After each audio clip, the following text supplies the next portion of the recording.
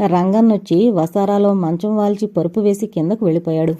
పైన ఫ్యాన్ తిరుగుతుండగా రవి సుఖంగా పడుకునున్నాడు. శారద ఇంకా పక్కనే కూర్చుని జ్ఞాపకం వచ్చినప్పుడల్లా ఏవో ప్రశ్నలు వేస్తోంది. అతను సమాధానాలు చెబుతున్నాడే గాని ఆమె కూర్చుని ఉండగా తాను శుభ్రంగా పడుకుని ఉండడం వల్ల చాలా కష్టంగా ఉంది. లేద్దామనుకుంటే ఆమె బలంగా వారించింది. ఇంక వెళ్ళి నిద్రపో చిన్నక్క, చాలా రాత్రయింది అన్నాడు చివరకు బలహీనంగా. నువ్వు నిద్రపోకపోతే నేనిక్కడి నుంచి కదలను. గత్యంతరం లేక ఇక మాట్లాపి నిద్రపోవడానికి ఉపక్రమించాడు. అప్పుడప్పుడు ఆమె ఏవో చెబుతూనే ఉంది. తను వినడం లేదని తెలిస్తే నొచ్చుకుంటుంది ఏమోనన్న శంకతో మగతతో ఊకొడుతూనే ఎప్పుడో నిద్రపోయాడు. ఓ అర్ధరాత్రి వేళ అతనికి మెలకు వచ్చింది. వెంటనే మద్రాసులో తన గదిలో ఉన్నట్లు తోచింది. కొంచెం సేపు అవస్థపడి సరైన స్థితిలోకొచ్చాక తను ఇప్పుడు ఎక్కడ ఉన్నాడో స్ఫురించింది. అతనికి మళ్లీ వెంటనే నిద్రపట్టలేదు. చిన్నక్క చాలా విషాద జీవి అనుకున్నాడు. అవును, ఈ రహస్యం తనలో 10 ఏళ్లు దాచుకున్నాడిప్పటికీ. జీవితాలు పెద్దవైపోతున్నాయి. 15 ఏళ్ల బాలిక చిన్నక్క 25 ఏళ్ల స్త్రీ అయ్యింది. దానికి సమానంగా తను పెరుగుతున్నందువల్లనేమో ఈ వ్యత్యాసం తనకు కనపడ్డం లేదు. కాని అంత నిగూఢమైన మనస్తత్వం గల మనిషి ప్రపంచంలో ఉండదేమో. పుట్టెడు దుఃఖాన్ని దాచుకుని కూడా దాని గురించి చిన్న నిట్టూరుపైన విడవదు. లేనిపోని విషయాల నుంచి మనసు పాడు చేసుకుంటుంది. ఆ రోజుల్లో ఆమెను గురించి చాలా అపోహలు పడ్డాడు. ఆమె కోపరం చేయదని, ఏదో ఒక రోజున తిరిగి వచ్చేస్తుందని, తనని కావలించుకుని ఏడుస్తుందని, అమ్మవాళ్లకు ఇదేమీ తెలియక తెల్లబోతారని, అప్పుడు తను ధైర్యంగా ఎదురు నిలబడి ఈ పెద్దవాళ్లు చేసే అరాచకాలను గురించి దులిపేయాలని ఇలా ఏవో ఊహలు. అంతేకాదు, అవసరం వస్తే ఎవరికీ చెప్పకుండా ఏదో ఊరికి చిన్నక్కను తీసుకుని వెళ్ళిపోవాలని, అక్కడ పూరిల్లో పెంకుటిల్లో వేసుకుని అందులో ఉంటారు. తాను ఏదో కష్టపడి 4 రాళ్లు తెస్తాడు. ఆమె ఏదో మిషన్ కుట్టుకుని కొంత సంపాదిస్తుంది. ఇలా ఒకరికొకరు త్యాగాలు చేసుకుని జీవితాలు వెళ్లబోస్తారు. అలాగే ముసలివాళ్లైపోతారు. ఈలోగా ఎప్పుడైనా ఆ వెధవ కనిపిస్తే వాణ్ణి చావచతక తన్నాలి. ఇప్పుడు సిగ్గుపడ్డాడు అవన్నీ గుర్తుకొచ్చి. ఆ రోజుల్లో కూడా తెలుసు ఇదంతా జరిగేది కాదని. వీటన్నింటి వెనుక ఒక ఊహో, పట్టుదలో, పంతమో, ప్రతినో పెరిగి పెద్దదవుతూ వచ్చింది. అదిప్పుడు ఒక విశిష్టమైన స్థానాన్ని ఆక్రమించుకుని కూర్చుంది. తర్వాత ఆలోచనలు మరీ విచిత్రంగా సాగాయి. ఒక్కోసారి అవి వికృతంగా కూడా ధ్వనించాయి. ఇహ ఆలోచించకూడదు అనుకున్నాడు. మరనాడంతా చాలా సరదాగా గడిచింది. ఉదయం అతను లేవడం పూర్తయ్యేసరికి బావగారు కాఫీ తాగడం ముగించి కూర్చున్నారు. ఆయనకు మీసం ఉంది. వయస్సు 35 దాటింది. కాని తల, మీసంలోని వెంట్రుకలు కొన్ని అప్పుడే నిరిశాయి. నీ మీసం తీసే బావా, చిన్నవాడు అవుతావు అని అనేవాడు రవి 2-3 ఏళ్ల క్రితం వరకు. ఆయన మాట్లాడకపోవడం అలా ఉంచి గంభీరంగా నవ్వేవాడు. ప్రాక్టీస్ మీ ఊళ్ళోనే పెడతావా అని అడిగారు బావగారు. మా ఊరు వదిలి నేనెక్కడికి పోతాను బావా, లేకపోతే. మరి పెళ్ళెప్పుడు? రవి ఏమీ మాట్లాడకుండా తల వంచుకునేసరికి తమ్ముడికి కాఫీ, పలహారం తీసుకొస్తున్న శారద కల్పించుకుని, అదేం ప్రశ్నండి, మీరే పూనుకుని పొట్టుబట్టి వాడికి పెళ్లి చేయవలసింది పోయి వాణ్ణడిగితే వాడేం చెబుతాడు అని అవి అక్కడ పెట్టి కొంచెం దూరంలో కుర్చీలో చేతులానించి నిలబడింది. అవునవును, నాకు తట్టలేదు సుమా. 5-6 నా దగ్గరకొచ్చి మీ బావమరిది పెళ్లి విషయం ఏమిటన్నారు, నాకంతగా తెలీదని అతన్నే అడగమని పంపించేశాను అని ఆయన తాను చేసిన పని సబబా కాదా అని ఆలోచిస్తున్నట్లు అన్నారు. శారద చిన్నపుచ్చుకుని, అయ్యో, నాతో మాట వలసకైనా చెప్పారు కాదు, తమ్ముడి విషయం మీకు తెలుసు కదా, అదీగాక వాడికి పెద్దవాళ్లు ఇంకా ఎవరున్నారని అలా పంపించారండి అంది విచారంగా. ఆయన అన్నగారున్నారు కదా అనుకున్నాను, ఆయన పెద్దవాడు కదా. ఆమె ఏమీ పలకక లోలోన బాధపడి ఊరుకుంది. కొంచెం ఆగి రవి ఇలా అన్నాడు, బావా, నీకేంటి జబ్బు?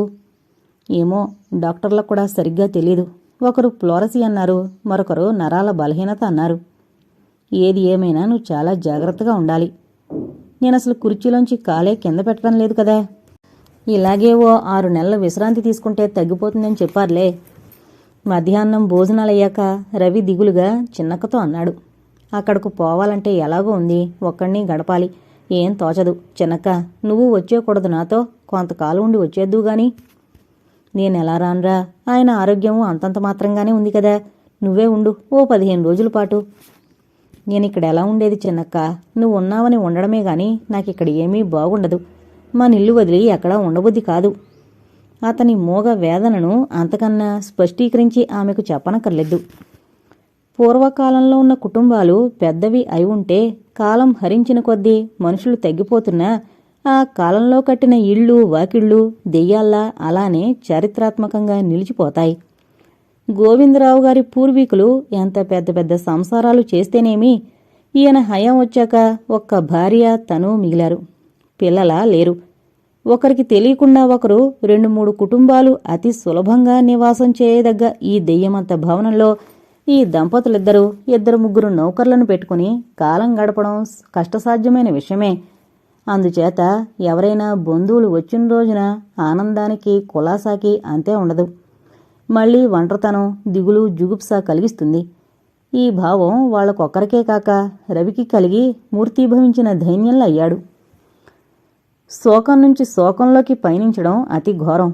తీరా ఇక్కడి నుంచి తను ఊరికి వెళితే అక్కడ కనిపించేది ఆ లంకంత కొంపే. ఒకే ఒక మనిషి రాత్రుళ్ళు నిశాచరుళ్లా తిరుగుతూ అందులో జీవిస్తాడు. 15 రోజులు గడిచాయి. చాలా రోజుల కిందటే రవి తన ఇంటికి తిరిగి వచ్చేశాడు.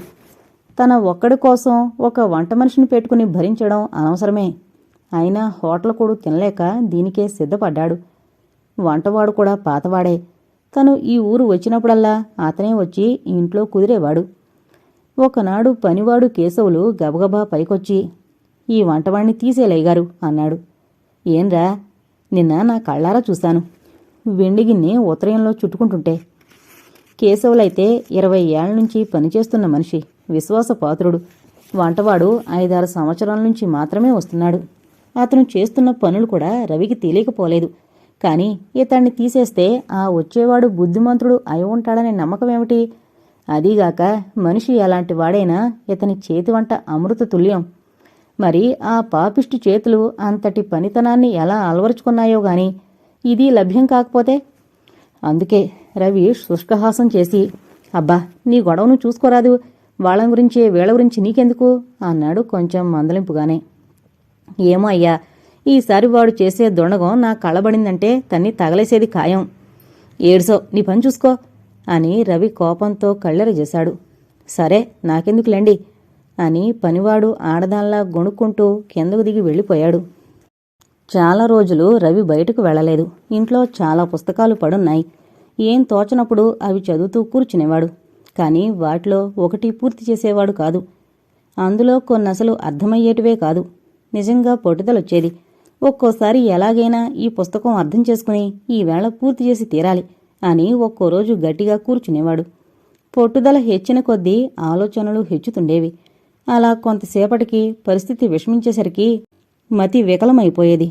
పిచ్చి కోపంతో పుస్తకం అవతలకు గిరాటేసి పడకుర్చీలో వెనక్కు నీరసంగా వాలి కళ్ళు మూసుకునేవాడు. ఓ సాయంత్రం అలా బయటకు పోయి 4 వీధులు తిరిగి వద్దామనిపించింది. బయలుదేరాడు. ఊరు తనకు తెలియకుండానే బస్తీ అల్లా సిటీ అయిపోతుంది. చాలా రోజులుగా ఈ సందుల్లో గొంతుల్లో తిరగడం మానేసినందువల్ల ఇవన్నీ ఇప్పుడింత పరిశుభ్రంగా ఎలా తయారయ్యాయో ఆశ్చర్యంగా ఉంది. రామాలయం దాటాడు. తన తండ్రి బతుకున్న రోజుల్లో ఇందులో అర్చనలు, భోగాలు, ఉత్సవాలు ఇలా ఏవేవో అట్టహాసంగా జరుగుతుండేవి. రాత్రుళ్ళు దేదీప్యమానంగా వెలిగిపోతుండేది. ఇప్పుడు దీని ఉన్నతిని గురించి ఎవరూ శ్రద్ధ వహిస్తున్నట్లు లేదు. తన దగ్గరికి పూజారి 2-3 సార్లొస్తే విసుక్కున్నాడు. తాను చేసిన తప్పును గురించి అతను చాలా వేదనకు గురయ్యాడు. పెద్దలు భక్తి శ్రద్ధలతో ఆచరించిన విధానాలను ఇలాగేనా అనుసరించడం?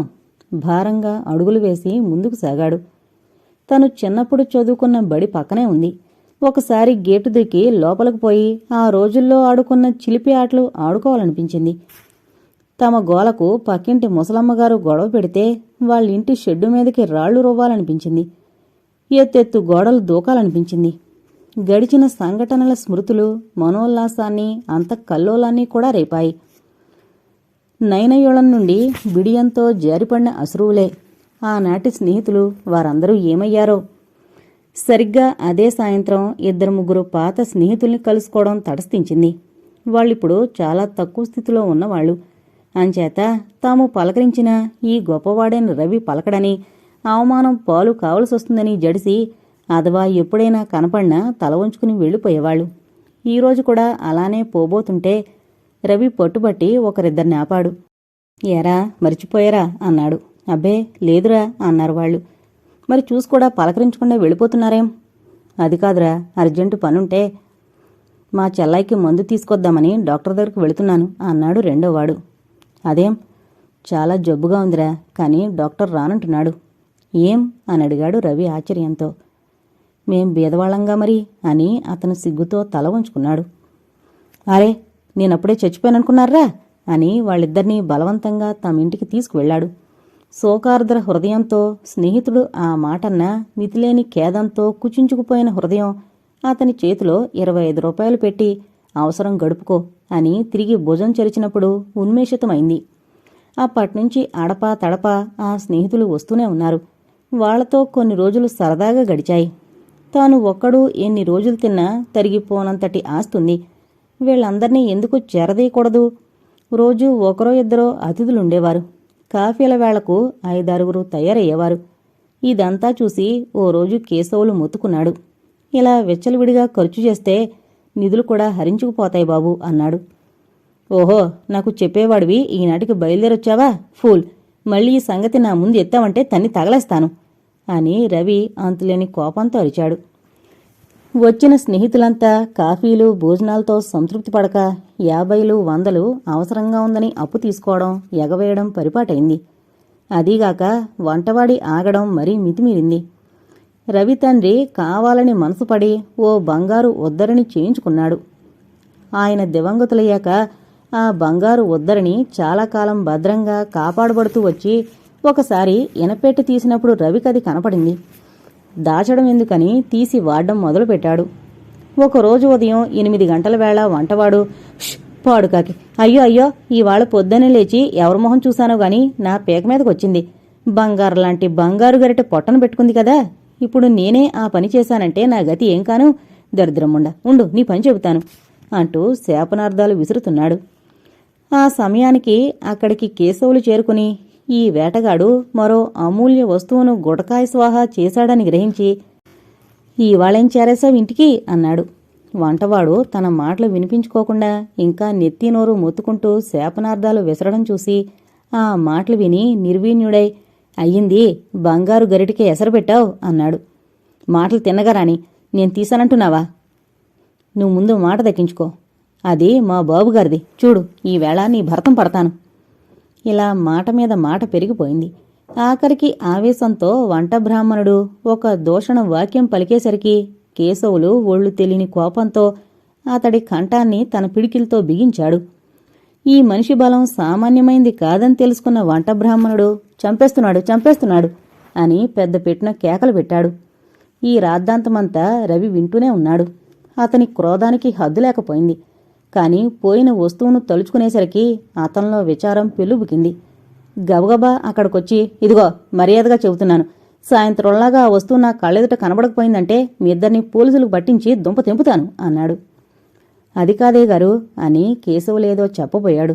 కాని ఎవరి మాట లెక్క చేయకుండా ఎలా వచ్చాడో అలాగే రవి అక్కడి నుంచి వెళ్ళిపోయాడు.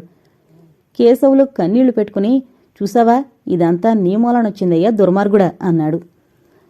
కాని లోపల ఏమేమి రభసలు జరిగాయో తెలీదు. సాయంత్రానికల్లా నేతిగరిటె ఇంటి చూరు మీద కనిపించింది.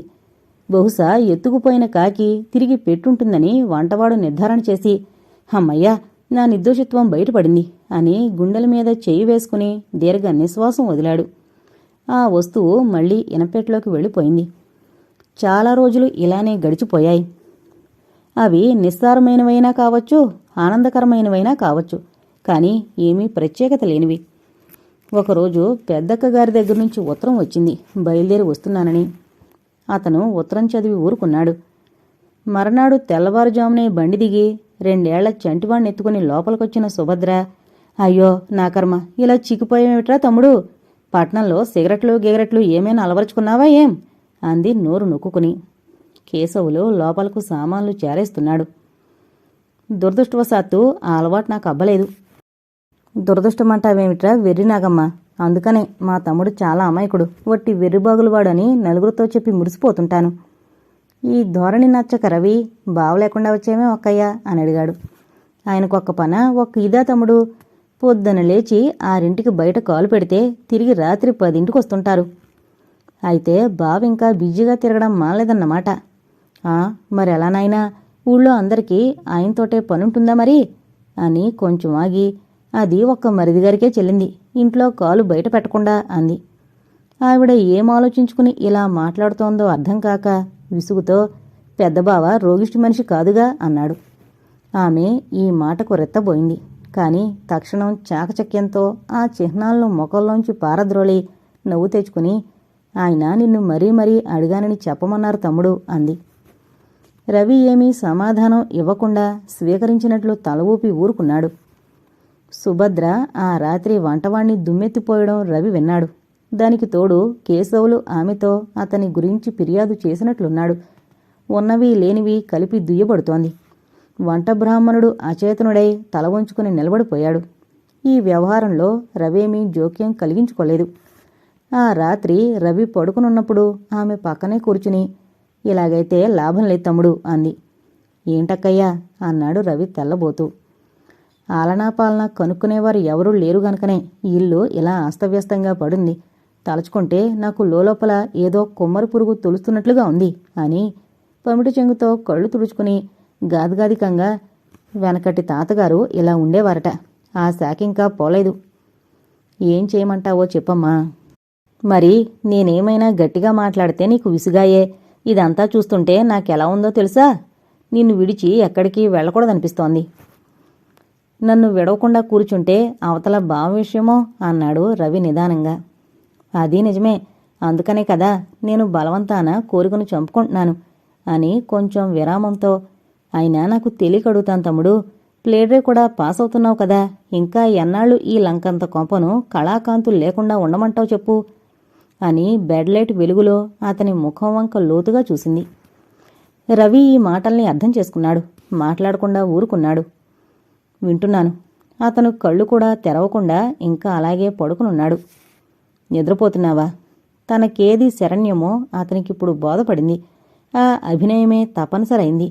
ఆమె కొంతసేపు అలానే కూర్చుని మెల్లగా లేచి వెళ్ళిపోవడం అలికిండి బట్టి గ్రహించాడు. కాని సుభద్ర ఆ ప్రసక్తి అంతటితో మానుకుని ఊరుకోలేదు. 2 రోజులు మాత్రం ముభావంగా గడిపింది. ఆ రోజు 11ంటికి రవి భోజనం చేస్తుండగా పక్కనే కూర్చుని బంగాళదుంపల వేపుడు తీసుకొచ్చి వడ్డించింది. చిన్నప్పుడు ఈ కూరంటే నీకెంత ప్రీతో నాకిప్పటికీ కళ్ళకు కట్టినట్లు మెదులుతూ ఉంటుంది. మా ఇంట్లో ఎప్పుడు ఏది చేసుకున్నా నువ్వు గుర్తుకొచ్చి కళ్ళల్లో నీళ్లు గిరుని తిరుగుతాయంటే నమ్ము తమ్ముడు అంది.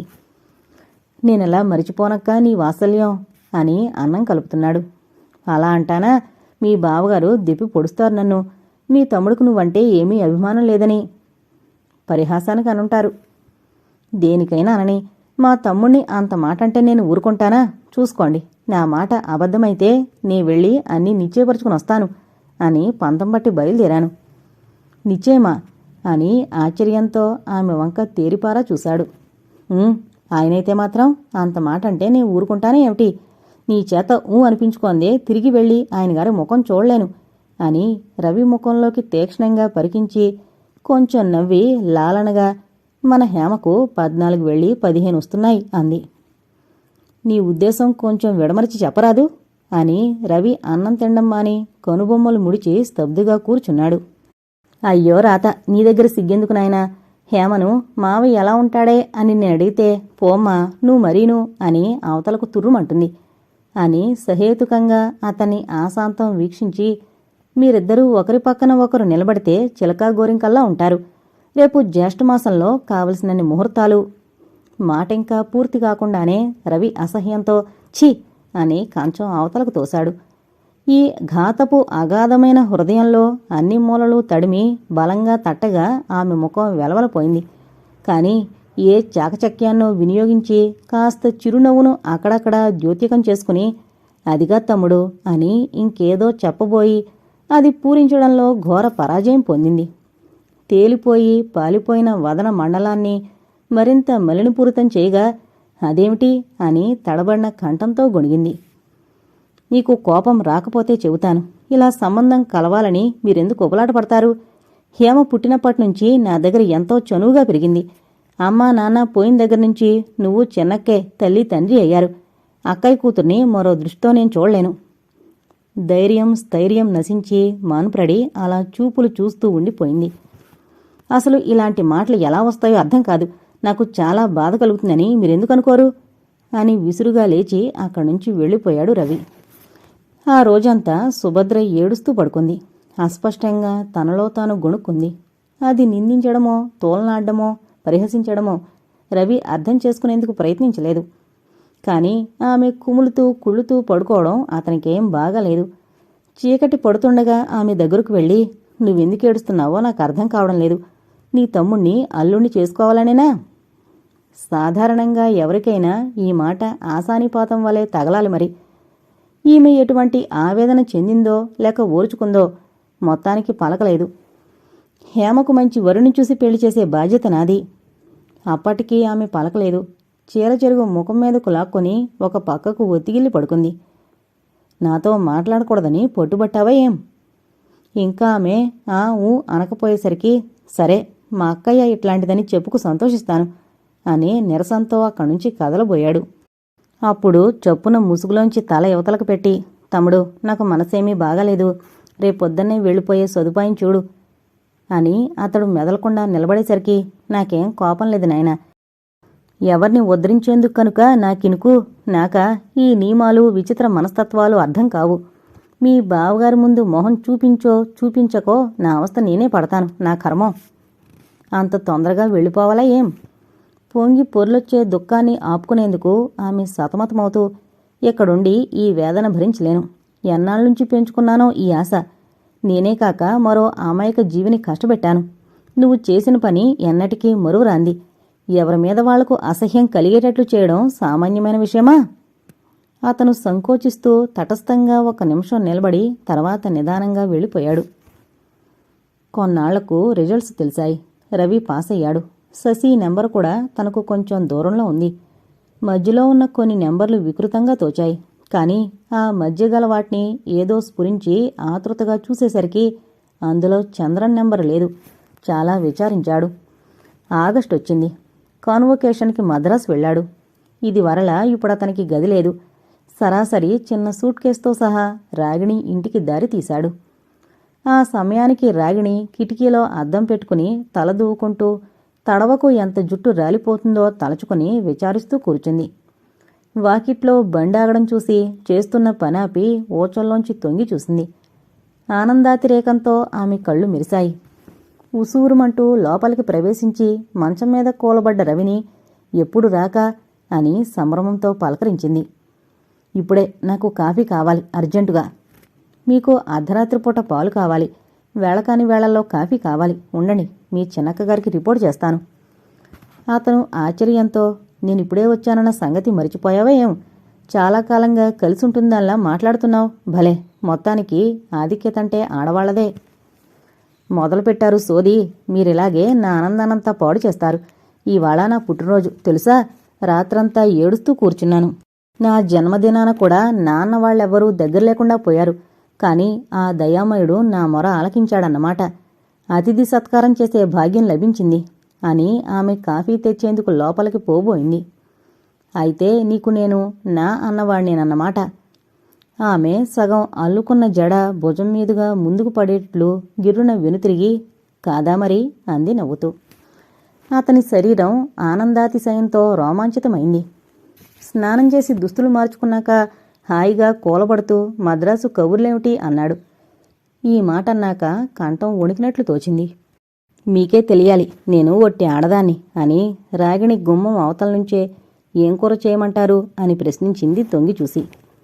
చేపల కూర, కోడి రోస్టు, రొయ్యపొట్టు చారు. ఛా, నేను మీదానేనండోయ్. ఆ అంటూ అదిరిపడి చటుక్కున ఇటు తిరిగాడు ఉత్సాహంతో. మళ్ళీ చెప్పు, మళ్ళీ చెప్పు. తన తప్పు తెలుసుకుని నాలుగు కొరుక్కొని, మీరు మేము ఒకటే అంటున్నాను అంది. సరే అయితే నీకు తోచింది చెయ్యి.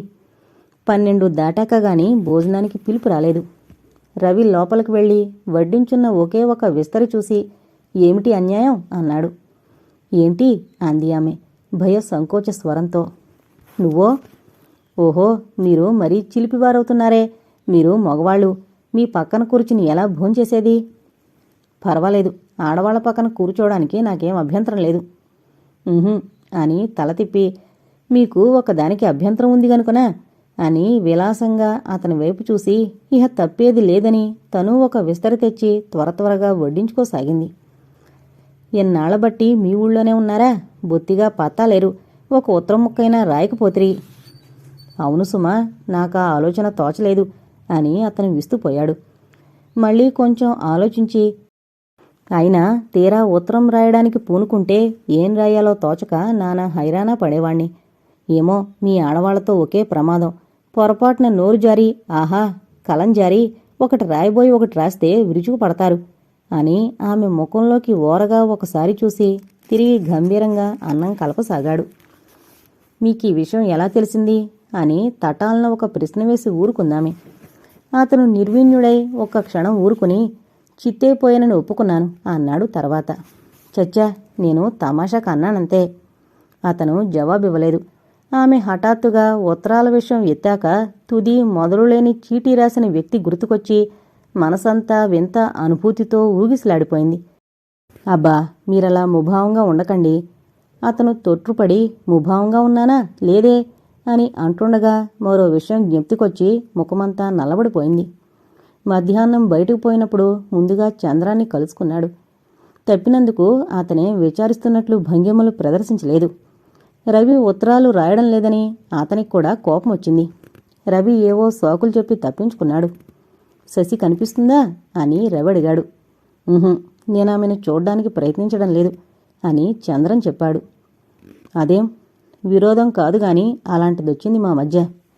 ఎందుకు? ఆ రోజు బీచ్లో అదృష్టం లేని ఓ యువకుడు మరో యువతి కూర్చున్నారు. యువకుడు హఠాత్తుగా నిన్ను నేను ప్రేమించాను అన్నాడు. యువతి నిన్ను ద్వేషించాను అంది. అయితే సెలవు అంటూ యువకుడు లేచాడు. ఆమె ఏమీ మాట్లాడకపోయేసరికి కదిలొచ్చేశాడు. రవి నిట్టూర్చి ఊరుకున్నాడు. కొంచెం ఆగి చంద్రం ఇలా అన్నాడు. నాకు సందేహంగా ఉంది. రవి అతని వంక నిదానించి చూసి, నీ సందేహం నాకు అర్థమైంది, కానీ బయటకు చెప్పొద్దు. ఆ సాయంత్రం రవి ఒంటరిగా శశి ఇంటికి బయలుదేరాడు. కనుచీకటి పడుతోంది. గేటు తలుపులు తీసున్నాయి. శశి సోఫాలో కూర్చుని నవల చదువుకుంటోంది. అడుగులు చప్పుడయ్యేసరికి తలెత్తి చూసి నీరసంగా నవ్వి, నువ్వా అంది ఆనందాతిరేకంతో. నేనే వచ్చాను. అతను కూర్చున్నాడు. చాలాసేపు లోకాభిరామాయణం నడిచిపోయింది. ఇంజనీర్ గారు ఇంట్లో లేరు. చదువును గురించి మిగతా కొన్ని విషయాల గురించి మాట్లాడడం పూర్తయ్యేసరికి బాగా చీకటి పడింది. వస్తాను, రేపు కలుస్తాను అంటూ రవి లేచాడు. ఈ పూటకి ఇక్కడ ఉండిపోకూడదు. నేనా అని నవ్వి, నీకేం, నువ్వు అలాగే చెబుతావు. ఇబ్బంది పడేది మేము. ఈ మాటలకు అర్థం స్పష్టంగా చెబుతావా? స్పష్టంగా చెప్పకపోయినా అర్థం చేసుకోగల స్థితికి వచ్చేసాం మనం. అంటూ శశి తెల్లబోయింది. మరుక్షణంలో ఆమెకు తల ఎక్కడైనా దాచుకోవాలనిపించింది. కాని ఎదుట ఈ మనిషి చల్లగా నవ్వబోయింది. కాని మెల్లగా పేదాల వరకే వచ్చి ఆ హాసం అంతరించాక సిగ్గుపడి, కూర్చో అంది ఉదాసీనంగా. అతను తిరిగి కూలబడి, ఏంటో చెప్పు అన్నాడు. ఇంకా దాపరకం దేనికి? దొంగని దొరికిపోయానుగా. ఆమె తనలో తాను కుచించుకుపోయింది. ఆ సమయంలో సోగ కళ్ళెత్తి అతని వైపు వీక్షించే సాహసం పూర్తిగా క్షీణించిపోయింది. నూతన ఆనందంతో తనువు పులకరించగా కళ్ళు మూసుకుని తల వెనక్కి వాల్చింది. అతనేమీ చలించలేదు. శశి, అంత తొందరపడ్డామేం అన్నాడు. బెదిరి అదోముఖి అయి తపటడుగు వేశానా అని అడిగింది వణికిపోతూ. ఈ మాటలకు రవి కంపించాడు. అయినా అది బయటకు ప్రదర్శించకుండా నిగ్రహించుకుని, చూడు శశి, జరగబోయే భయంకర పరిణామాలకి ఇది నాందీవాచకం అనిపిస్తోంది. నేను రాక్షసుణ్ణి. రాక్షసులకు ఇంతింత కోరలు, మిడిగుడ్లు. అవి ఎవరి మనసులకైతే ఉంటాయో వాళ్లే రాక్షసులని పిలువబడతారు. చాలాసేపు ఇద్దరూ మాట్లాడలేదు. జంకి ఊరుకున్నట్లుగా ఉంది. చివరకు అతను విసురుగా లేచి నిలబడి, నా గురించి నాకు అర్థమైనప్పుడు గదా నీకు అర్థమయ్యేటట్లు చెప్పగలిగేది. ఈ రాత్రికి సెలవా అంటూ కదలబోయాడు. ఆమె భయాందోళనలతో లేచి, నన్ను తీవ్ర సందేహాలకు గురిచేసి నువ్వు హాయిగా నిష్క్రమిస్తున్నావా? సరే అంది కంపిత స్వరంతో. అతను జాలిగా నవ్వి 2 అడుగులు వేశాడు. కాని అనుకోని సంఘటన ఒకటి విచిత్రంగా జరిగిపోయింది. క్షణికమైన ఆవేశానికి, పరిధులు దాటిన పిరికితనానికి గురై చొప్పున అతని చెయ్యి మృదువుగా పట్టుకుని, నిన్ను వేడుకుంటాను, నువ్వు వెళ్ళిపోతే ఈ విషాదాన్ని భరించలేను అంది. తనను పట్టుకునున్న ఆమె మృదు హస్తం మీద తన చేతిని బుద్ధిపూర్వకంగా ఆనించి, ఇది పరీక్షా సమయం అన్నాడు. ఇతరులు అవరోహించని వింత నృత్యంలు ఎక్కి పైకి వెళ్ళిపోతూ. ఎవరికీ అందామె మ్లాన వదనంతో. ఈ రెండింటిలో ఒకదానికి. శశిముఖం లజ్జారుణ రాగరంజితమై మరీ మనోహరంగా మారింది. చప్పున తన చేతిని వెనక్కి లాక్కొంది. ముసిముసిగా నవ్వి ఊరుకుంది. అతను మాట్లాడకుండా బయటికి నడిచాడు. అసహ్యం నీడవలే వెన్నాడుతోంది. సంక్షోభం అనే వస్తువు దానిని నీడవలే వెన్నాడుతుండొచ్చు.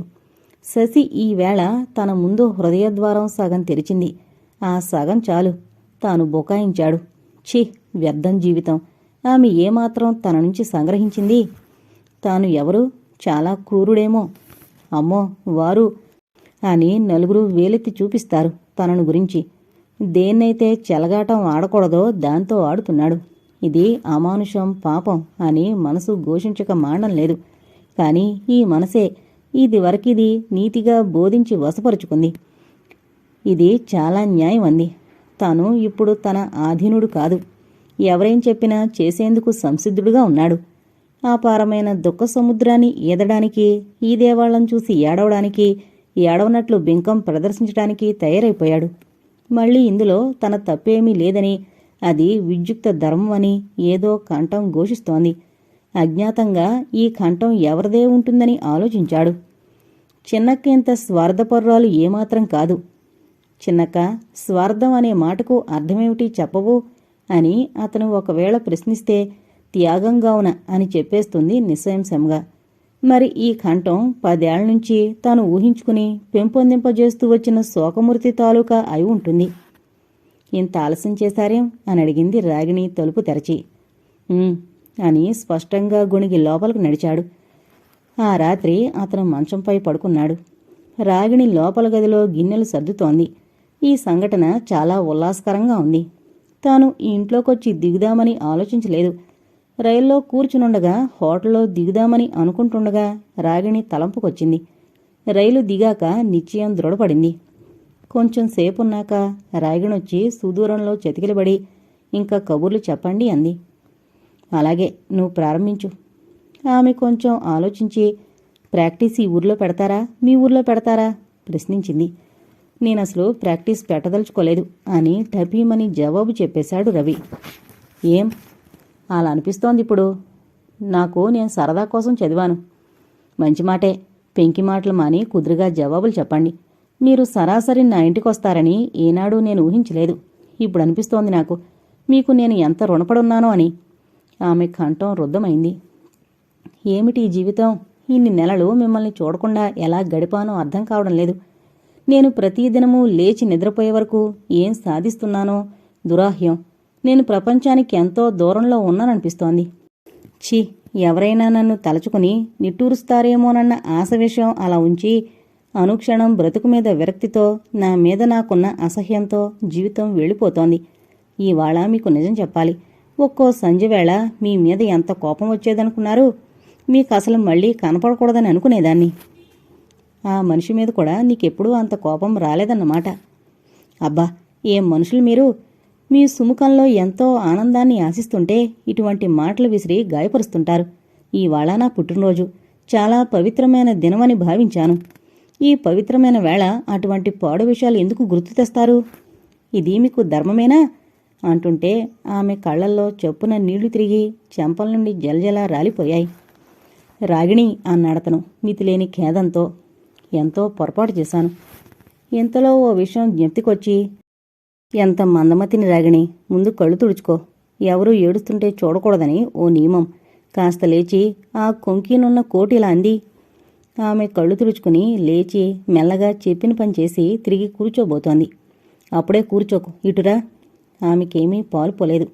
పర్వాలేదు, చెప్పండి అంది లేని నవ్వు తెచ్చుకుని. అతను వినిపించుకోకుండా అబ్బా రమ్మంటుంటే. చేసేది లేక రాగిణి అతని దగ్గరగా వచ్చి నిల్చుంది. ఈ క్షణం అతనికే మధురాతి మధురంగా తోచింది. జీవితం మధ్య ప్రేమలు, స్నేహాలు అవృతం. ఇది మాత్రం నిజం. తన సామీప్యంలో అతి చొరవగా సంచరించిన ఇద్దరిలో ఈమెది అగ్రతాంబూలం. ఈ మమతలో అతను మొత్తుగా కోటు జేబులు తడుముకున్నాడు. జేబుల్లో చేతులు వణుకుతున్నాయి. నల్లకోటు నల్లని చీకట్లో నల్లగా కదులుతోంది. ఈ మనోహరమైన సన్నివేశం భాగాలుగా కదులుతోంది. ఈ మనోహరమైన సన్నివేశాన్ని భాగాలుగా విడగొట్టుకుంటున్న తను మూర్ఖుడు. కాని కంపన అధికమైంది. ఎలాగో ఓ చిన్న పెట్టె బయటకు లాగి తెరిచాడు. రాగిణి, ఇదేంటో చూడు. విద్యుత్ వెలుగులో ఆమె నిశ్చేష్టురాలైంది. ఎందుకది? అంది తత్తరపాటుతో. జన్మదిన కానుక. నాకక్కర్లేదు. అతని మనసు చివుక్కుమంది. అవతల వాళ్ళు ఎంత నొచ్చుకుంటారో ఆలోచించకుండా నీకక్కర్లేదు అన్నాడు కోపంతో. ఆమె తనని తాను నిలదొక్కుని, ప్రపంచంలో ఇంతకంటే అన్యాయం వేరే ఉందా?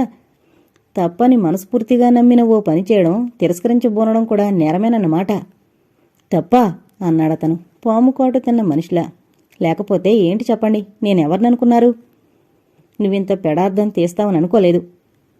అయ్యో, అది మీరు చేస్తున్న పని అని ఆమె మోకాళ్ల మీద అతనికి చేరువలో కూలబడి, మీకు పెంకితనం తప్ప మరొకటి తెలీదు. తాను కుపితుడైనందుకు లజ్జాపరవశుడై, రాగిణి, ఏమైనా కాని ఇది ఈనాడు నువ్వు స్వీకరించకపోతే నాకు మనశ్శాంతి లేదు అన్నాడు మందస్వరంతో. ఆమె స్తబ్దురాలై అచేతనంగా కూర్చుండిపోయింది. నేత్రాలు వాటంతటవే మూతలు పడ్డాయి. మగత అందించిన బరువుతో కపోలం ఎర్రబారి శృంగారమయమైంది. ఆదరాలు సున్నితంగా కంపిస్తూ సుందరాన్ని వలకబోస్తున్నాయి. కాని వీటన్నింటినీ మించిన అమృతావేశాన్ని ఏవైతే వ్యక్తం చేయగలవో ఆ కన్నులు మూతబడున్నాయి. ఇంకా ఊపిరి బిగించింది. సర్వ సంసిద్ధతతో తన మృదుహస్తం ముందుకు జాచి అతనికందించి, కానియండి అంది బలహీన స్వరంతో. మూతలు పడ్డ కనుదోయి తరిమివేద్దామన్న పంతంతో పారిపోని ఏవో హాస చంద్రికలు వెల్లివిరియ చేస్తున్న సుందర అమాయక వదనం సర్వం తన స్వాధీనం కోల్పోయినట్లు నీరసంతో నీరవంతో ప్రదర్శించబడ్డ ఆ అపూర్వ భంగిమ అతన్ని పులకాంకితుని చేసి కరుణ ప్రేమ సమ్మిశ్రిత భావసముద్రంలో ముంచెత్తాయి. తానిప్పుడు ఎంత పసిగా ప్రవర్తించినా ఈ మోహిని చూడజాలదు. తనివితీరా ఎందుకు ముందుకు వాలకూడదు? అవును, ఈ సుందర వదనార విందం, భ్రష్టురాల్నని వాపోయిన స్త్రీవదనం ఇదివరలో ఎప్పుడూ ఎవరూ ఉన్నంత సామీప్యం సృష్టించుకుంది. అనురాగ గరిమ పెంపొందగా ప్రేమమీర ఆ గులాబీ వదనాన్ని స్పృశించాలనిపించింది. సర్వం అతి నిశ్శబ్దం. తన కోసమే సమస్త ప్రజా ప్రపంచం ఊపిరి బిగబట్టారు. కాని కరుణ ముందు, ఆత్మ నింద ముందు తమకం ప్రేమలతలు తల ఉంచాయి. చేతిలో అంగుళీయకం ఒకసారి కదలికలో మెరిసింది. సుకుమారంగా ఆమె వేలికి తొడిగాడు. హృదయం బోరున ఏడ్చింది. అక్కడ్నుంచి లేచి పారిపోవాలనుకున్నాడు. ఈ స్త్రీ జీవితం క్షుద్రము, నరకము. ఉంగరం తొడిగిన ఆ హస్తాన్ని పెదాల వరకు తీసుకున్నాడు. తిరిగి మోహావివసుడు కాసాగాడు. నాకిన్నాళ్ళు ఏదో అన్యాయం జరిగింది. ఇప్పుడు దాన్ని అతిక్రమిస్తాను. నువ్వు తుచ్చుడువు, పాపివి. ఈ జీవన్మరణ సంగ్రామంలో నీ అమానుష స్వార్థం కోసం, పంతం కోసం ఒక వ్యక్తి జీవితం నాశనం చేయబోవడమే కాక పాపపంకిలం చేయబోతున్నావు. అతని నయనయుగళి బాధతో, భయంతో, ఆందోళనతో టపటపమని కొట్టుకుపోయాయి. ఒక్కసారిగా జుగుప్సకు అంతిమస్థాయి, నిర్ధారణకు మొదటి దశ అవతరించబోయాయి. కాని అతను తేరుకున్నాడు. రవి బిగ్గరగా నవ్వి, రాగిణి, కళ్ళు తెరువు. అదేంటి, ప్రాణాయామం చేస్తున్నావేం? కాని మరుక్షణంలో నిరత్తురుడై వణికాడు. రాగిణిలో చలనం కలగలేదు. రెప్పలు, శరీరం శాంతం స్తంభించిపోయాయి. రాగిణి అన్నాడు కలవరపాటుతో. ఏమీ తోచక భుజాలు పట్టుకుని కుదిపాడు. ఆమెలో సంచలనం కలిగింది. నెమ్మదిగా కళ్ళు విప్పింది. ఒకే నిమిషం అతనిలోకి ఆశ్చర్యంగా సూటిగా చూశాక, ఎందుకలా కంగారు పడుతున్నారు? నువ్వు నిద్రపోయావా? మెలకుగానే ఉన్నాను. కానీ నేను నా స్వాధీనం తప్పిపోయినట్లు అనిపించింది. నా నాలిక కూడా నా ఆధీనంలో లేదు. పలకలేకపోయాను. అతను నిలువున వణకడం సాగించాడు. తనకన్నా పాపి ఉన్మత్తుడు ఎవరో ఉండబోరు. అంతేగాక తాను నీచుడు. రాగిణి పాదాలు ఎంత పవిత్రమైనవో వాటిని కళ్ళకద్దుకుంటే. ఏంటలా చూస్తున్నారు? అతను ఏమీ పలకకపోయేసరికి ఆమె మామూలు మనిషిలా పొక్కున నవ్వి, నాకేమన్నా పూనిందనుకున్నారా? ఎంత ధైర్యస్తులండి! అమ్మయ్య అనుకున్నాడు. ఆమె ఈ సమయంలో గద్గదపు పలుకులు పలకకుండా, శోకాలు తీయకుండా ఎలాగో కుమిలిపోకుండా అలా నవ్వడం ఎంతో తెరిపించినట్టయింది. రాగిణి కొత్తగా కనబడుతున్న తన వామహస్తాన్ని ఆనందంతో చూసుకుని కృతజ్ఞురాల్ని అంది.